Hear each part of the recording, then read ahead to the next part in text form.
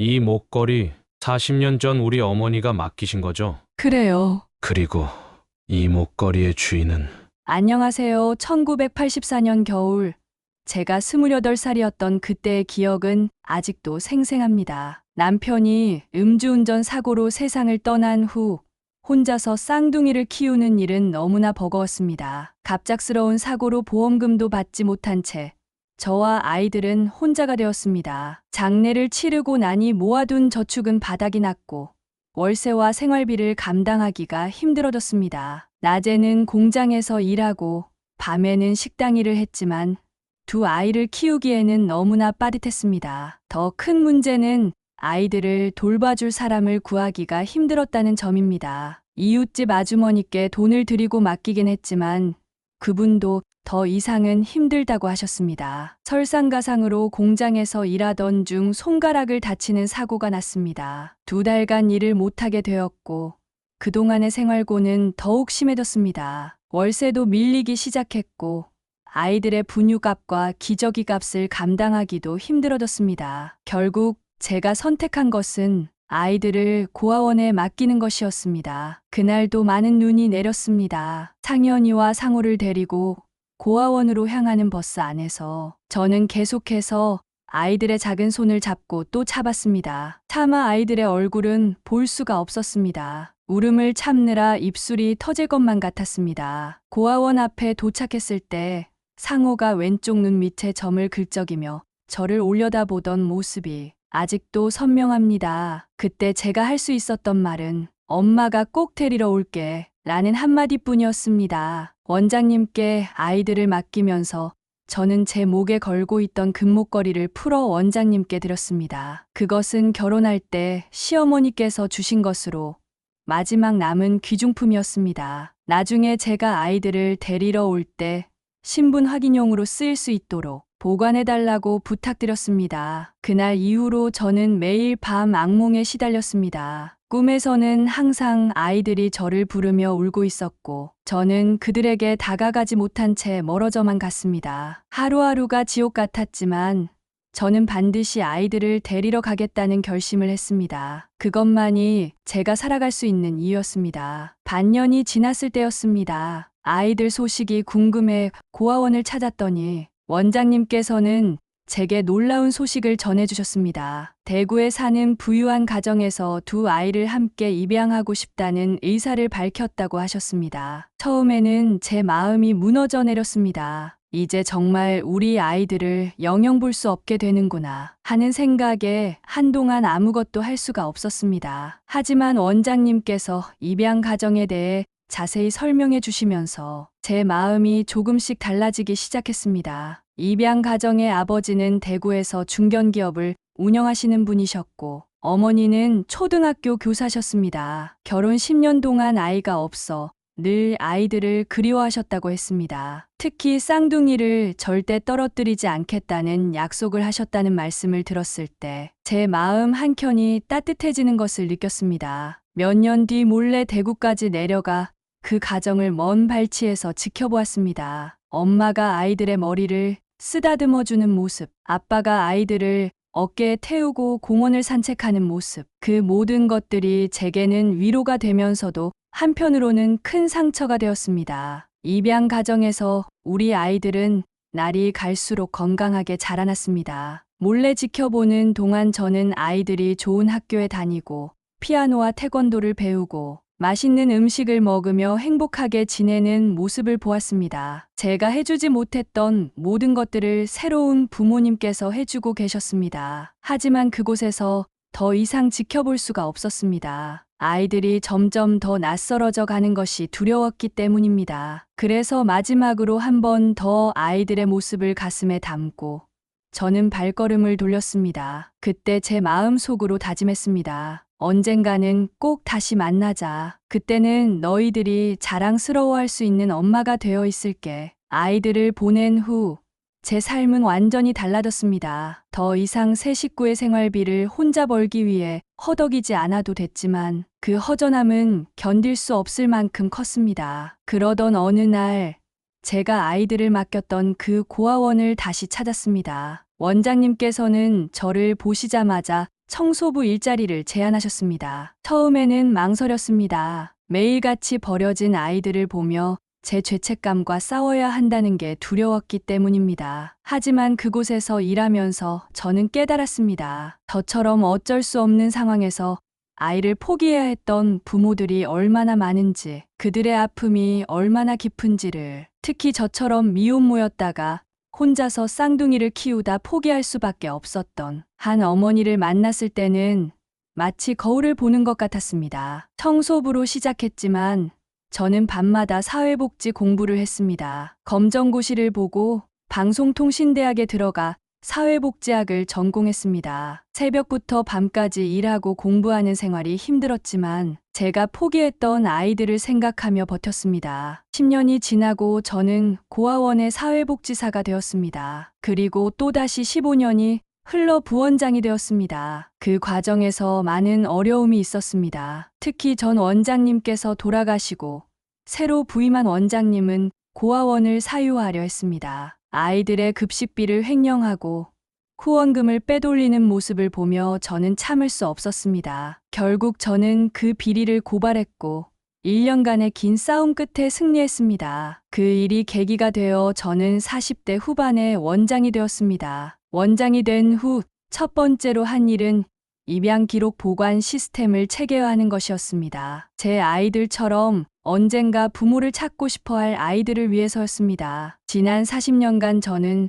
수많은 아이들을 보내고 맞이했습니다. 그들 모두가 제 자식 같았고 그들을 통해 제 아이들의 모습을 보았습니다. 그리고 이제는 이 일이 제 사명이 되었습니다. 입양 가정에서 우리 아이들은 너무나도 잘 자라고 있었습니다. 원장이 된 후에는 아이들의 소식을 좀 더 자주 들을 수 있었습니다. 입양 가정에서 매년 보내오는 근황 편지를 통해서였습니다. 물론 제가 그들의 친모라는 사실은 철저히 숨긴 채로 고아원 원장이라는 신분으로만 소식을 전해 들었습니다. 두 아이 모두 대구의 명문 고등학교를 다녔습니다. 상현이는 어릴 때부터 아픈 사람을 돕고 싶다며 의대를 가겠다고 했지만 양아버지의 권유로 약대에 진학했다고 했습니다. 상호는 선생님이 되고 싶다며 교대에 들어갔습니다. 편지에 동봉된 대학 합격 사진을 보며 저는 혼자 울고 또 울었습니다. 입양 부모님은 정말 헌신적이셨습니다. 아이들의 등록금은 물론 자격증 시험 준비와 개업 자금까지 모두 지원해 주셨습니다. 상현이는 대구에서 작은 약국을 열었고 상호는 울산의 한 고등학교 교사가 되었습니다. 두 아이 모두 제가 꿈꾸던 것보다 더 훌륭하게 자라준 것입니다. 하지만 가슴 아픈 일도 있었습니다. 양아버지께서 갑자기 뇌출혈로 쓰러지셨다는 소식을 들었을 때였습니다. 그때 두 아이가 3개월간 번갈아가며 병수발을 들었다고 했습니다. 결국 양아버지는 돌아가셨지만 마지막까지 두 아들 손을 잡고 행복하게 가셨다고 합니다. 그 후로 상현이는 약국 한쪽에 치매 환자 복약 지도 코너를 만들었고 상호는 학교에서 장애인식 개선 교육을 시작했다고 했습니다. 아버지의 투병 생활이 두 아이에게 깊은 영향을 준 것 같았습니다. 저는 그런 아이들의 따뜻한 마음이 너무나도 자랑스러웠습니다. 두 아이 모두 결혼도 했습니다. 상현이는 같은 약사를 만나 대구에서 가정을 꾸렸고 상호는 초등학교 교사와 결혼해 울산에 정착했습니다. 각자 아이도 둘씩 낳아 기르고 있다는 소식을 들었을 때 저는 고아원 옥상에서 하늘을 보며 울었습니다. 제가 포기했던 아이들이 이렇게 훌륭한 아버지가 되다니. 그런 마음 한편으로는 그들의 진짜 엄마인 제가 그곳에 함께 있지 못한다는 슬픔이 더 깊어졌습니다. 제가 고아원에서 근무한 지도 어느덧 30년이 되어가던 때였습니다. 그날도 평소처럼 입양 관련 서류를 정리하고 있었는데 한 직원이 급하게 제 사무실로 들어왔습니다. 대구에서 두 형제가 친모를 찾으러 왔다는 것이었습니다. 순간 제 심장이 멈추는 것만 같았습니다. 모니터로 CCTV를 확인해 보니 정말 제 아들들이었습니다. 상현이는 까만 정장 차림이었고 상호는 캐주얼한 옷차림이었습니다. 30살이 된 아들들의 모습은 너무나도 듬직했습니다. 하지만 저는 그 자리에서 일어날 수가 없었습니다. 몸이 떨려왔고 숨을 쉴 수가 없었습니다. 결국 부원장에게 아이들을 맡기고 저는 창고에 숨어 울었습니다. 제가 원장이 되고 나서 처음으로 자리를 피한 날이었습니다. 나중에 부원장에게 들은 이야기로는 두 아들이 입양된 기록을 찾으려 했지만 실패했다고 했습니다. 1984년의 입양 기록들이 화재로 대부분 소실되었다는 것이었습니다. 제가 원장이 되어 기록 보관 시스템을 체계화했지만 그 이전의 기록들은 이미 손실된 상태였던 것입니다. 그날 밤 저는 고아원 창고에서 아주 오래된 상자 하나를 꺼냈습니다. 그 안에는 제가 40년 전 원장님께 맡겼던 금목걸이가 있었습니다. 전 원장님께서 돌아가시기 전 이 목걸이를 저에게 돌려주셨던 것입니다. 목걸이를 보며 저는 생각했습니다. 아직은 때가 아닌가 봅니다. 그 후로도 두 아들은 몇 번 더 고아원을 찾아왔습니다. 그때마다 저는 자리를 피했고 CCTV로 그들의 모습을 지켜보는 것이 전부였습니다. 아들들이 실망한 표정으로 돌아갈 때마다 제 가슴은 찢어지는 것 같았습니다. 하지만 그들의 인생에 갑자기 나타나 혼란을 주고 싶지 않았습니다. 그들에게는 이미 훌륭한 어머니가 계셨으니까요. 2024년 12월 연말이 다가오면서 고아원에도 바쁜 시기가 찾아왔습니다. 특히 올해는 정동진 해맞이 행사에 저희 고아원이 주관기관으로 선정되어 더욱 분주했습니다. 자원봉사자 신청서를 검토하던 중 저는 놀라운 이름을 발견했습니다. 이상현, 이상호 아이들이었습니다. 신청 동기를 보니 입양인 자조 모임을 통해 이 프로그램을 알게 되었다고 했습니다. 두 사람 모두 자신이 입양하라는 것을 밝히며 같은 처지의 아이들에게 도움이 되고 싶다고 썼습니다. 마치 운명처럼 느껴졌습니다. 40년 동안 제가 고아원을 지켜온 이유가 바로 이 순간을 위해서였던 것만 같았습니다. 하지만 이번에도 피할 수는 없었습니다. 제가 원장으로서 이 행사를 총괄해야 했기 때문입니다. 며칠 밤을 뒤척이다가 결심했습니다. 이제는 더 이상 도망치지 말자고. 그들의 어머니는 아니더라도 적어도 한 사람의 원장으로서 그들을 마주하기로 했습니다. 신청서를 검토하면서 알게 된 사실들이 더 있었습니다. 상현이는 약국 일을 잠시 비워두고 참여한다고 했고, 상호는 겨울방학을 이용해 온다고 했습니다. 특히 마음을 울린 것은 그들이 쓴 자기소개서였습니다. 우리도 한때는 이런 아이들 중 하나였습니다. 이제는 그들에게 희망이 되고 싶습니다. 며칠 뒤 자원봉사자 오리엔테이션 날짜가 정해졌다는 연락을 받았습니다. 달력을 보니 2024년의 마지막 날이었습니다. 그날은 제 인생의 가장 큰 터닝포인트가 될 것 같았습니다. 40년 만에 처음으로 제 아이들과 같은 공간에 있게 될 날이었으니까요. 그날을 앞두고 저는 서랍 속에 보관해 두었던 금목걸이를 꺼내 보았습니다. 목걸이를 닦으며 생각했습니다. 이제는 정말 때가 온 걸까요? 제가 40년 전에 한 약속을 지킬 수 있을까요? 2024년 12월 31일, 드디어 자원봉사자 오리엔테이션이 시작되었습니다. 강당에 들어서는 순간, 저는 그들을 한눈에 알아볼 수 있었습니다. 40년이 지났지만 2살 때의 그 모습 그대로 남아 있었습니다. 특히 상호의 왼쪽 눈 밑의 점은 여전했습니다. 오리엔테이션을 진행하면서 저는 최대한 담담한 척 했습니다. 하지만 제 심장은 계속해서 뛰고 있었고 손은 떨려왔습니다. 특히 이상현이가 질문을 하기 위해 손을 들었을 때는 말을 더듬을 뻔했습니다. 그의 목소리는 어릴 적 엄마! 하고 부르던 그 목소리와 닮아 있었습니다. 점심시간이 되어 자원봉사자들과 함께 식사를 하게 되었습니다. 그때 상호가 제게 다가와 이야기를 건넸습니다. 자신의 이야기를 하고 싶다며. 저는 최대한 침착하게 들었지만 그의 이야기는 제 마음을 완전히 뒤흔들어 놓았습니다. 상호는 자신이 쌍둥이라는 것, 2살 때 입양되었다는 것, 그리고 친어머니를 찾고 있다는 이야기를 했습니다. 특히 어머니께서 우리를 버리신 게 아니라 더 나은 삶을 주시려고 보내신 거라고 믿고 있습니다. 라는 말에 저는 그 자리에서 일어나 화장실로 달려가야 했습니다. 화장실에서 한참을 울고 난 뒤 다시 자리로 돌아왔습니다. 이번에는 상현이가 이야기를 이어갔습니다. 10년 전 고아원에 왔었다는 이야기.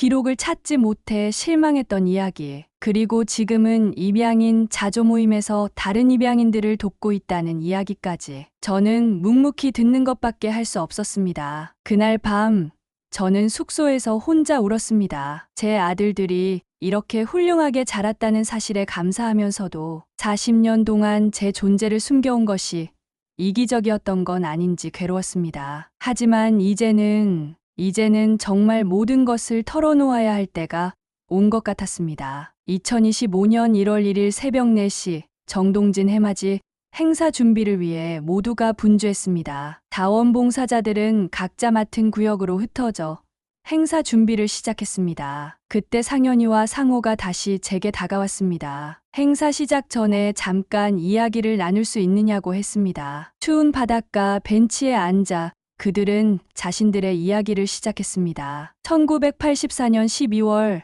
대구의 한 고아원에 맡겨졌다는 이야기. 그들이 말한 고아원은 바로 제가 아이들을 맡겼던 바로 그곳이었습니다. 입양될 당시의 나이가 2살이었다는 이야기를 들으면서 저는 주머니 속의 금목걸이를 꽉 쥐었습니다. 특히 가슴을 울린 것은 아이들이 기억하는 저의 모습이었습니다. 우리 어머니는 분명 우리를 사랑하셨을 거예요. 그날 눈이 많이 왔다고 들었는데 그 추운 날 우리를 데려다 주시면서 꼭 데리러 오겠다고 약속하셨대요. 상호의 이 말에 저는 눈물을 참느라 입술을 깨물었습니다. 상현이는 자신들이 함께 입양된 것이 얼마나 큰 행운이었는지 이야기했습니다. 하지만 친어머니를 한 번만이라도 만나고 싶다고, 어머니께 감사하다는 말씀을 전하고 싶다고, 그 말을 들으며 저는 가슴이 찢어지는 것 같았습니다. 그들은 또한 10년 전 이 고아원을 찾아왔을 때의 이야기도 했습니다. 그때 원장실이 비어 있었다는 것,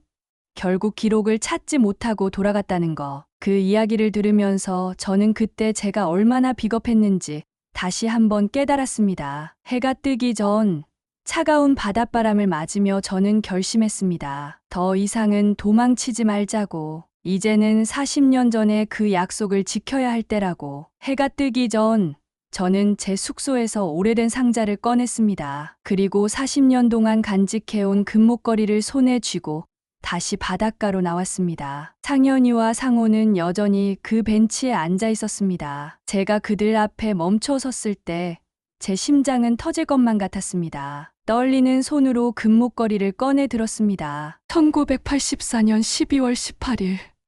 눈이 많이 오던 날 한 어머니가 이 목걸이를 맡기며 자신의 아이들을 찾을 때 신분 증명용으로 써달라고 했습니다. 상현이가 놀란 눈으로 저를 바라보았습니다. 상호는 자리에서 벌떡 일어났습니다. 하지만 저는 계속해서 이야기를 이어갔습니다. 그날 버스에서 내린 어머니는 아이들의 손을 잡고 또 잡았습니다. 그리고 작은 귓속말로 엄마가 꼭 데리러 올게 라고 속삭였죠. 눈물이 흘러내렸지만 저는 멈추지 않았습니다. 상호는 왼쪽 눈 밑에 작은 점이 있었죠. 그리고 상현이는 오른쪽 귀 뒤에 작은 흉터가 있었어요. 장난감, 자동차를 가지고 놀다가 다친. 말이 채 끝나기도 전에 상현이가 자신의 귀 뒤를 만졌습니다. 두 아이는 같은 옷을 입고 있었어요. 하늘색 털실 모자에 회색 코트, 그리고 목에는 똑같은 털목도리를. 저의 목소리는 흐려졌습니다. 상호가 한 걸음 앞으로 다가왔습니다. 그러면 원장님은 저는 고개를 끄덕였습니다.